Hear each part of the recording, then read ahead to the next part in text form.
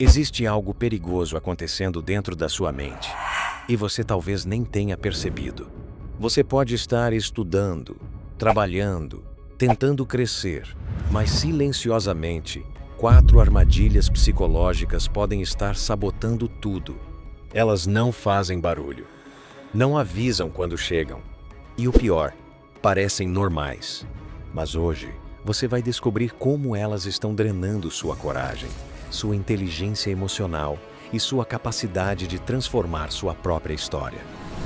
E a última delas é a mais disfarçada de todas.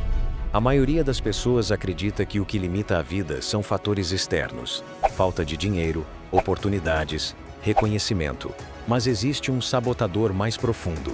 Não é o mundo que te prende, é a forma como você reage ao mundo. Ao longo da história, grandes pensadores desenvolveram algo raro: a capacidade de não serem dominados pelas próprias armadilhas mentais. E quando analisamos a mente de Cristo sob uma perspectiva psicológica não religiosa, mas estratégica, percebemos algo impressionante. Ele não foi dominado por nenhuma dessas 4 armadilhas. Hoje você vai entender quais são elas e como começar a neutralizá-las. Existe uma prisão confortável. Ela tem almofadas, tem rotina, tem previsibilidade e se chama conformismo. Conformismo não é aceitar a realidade com maturidade, é parar de questioná-la.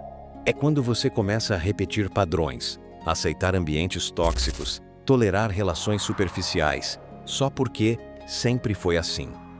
O conformismo é perigoso porque ele anestesia o pensamento crítico. Você para de se perguntar: por que estou vivendo dessa forma? Isso realmente representa quem eu sou? Estou evoluindo ou apenas sobrevivendo? Representa quem eu sou. A mente de Cristo era inquieta no sentido saudável. Ele não aceitava injustiças culturais como naturais. Ele questionava estruturas sem perder equilíbrio. Conformismo não é paz, é desistência silenciosa. E isso ainda não é o mais grave. Existe algo ainda mais destrutivo do que o conformismo. É quando a pessoa começa a se ver como vítima permanente. O coitadismo não é reconhecer dor. É fazer da dor uma identidade. É transformar frustrações em desculpas, erros em justificativas, perdas em paralisação. Eu não consegui porque ninguém me ajudou. Minha vida é difícil demais. Comigo nada dá certo. Percebe o padrão? Quando alguém assume a posição de vítima constante, ela entrega o controle da própria história. Mas observe algo profundo. Mesmo diante de rejeições, humilhações e pressões intensas, a mente de Cristo nunca adotou postura de autopiedade. Ele reconhecia a dor, mas não se definia por ela. E aqui está o ponto psicológico crucial. Você pode sofrer sem se tornar refém do sofrimento. Mas a terceira armadilha é ainda mais sutil. Poucas coisas travam tanto o crescimento quanto o orgulho disfarçado. O medo de reconhecer erros cria uma blindagem emocional. A pessoa começa a justificar falhas, transferir culpa, negar evidências, atacar quem aponta inconsistências. Por quê? Porque admitir um erro exige maturidade do ego. Mas aqui está algo poderoso.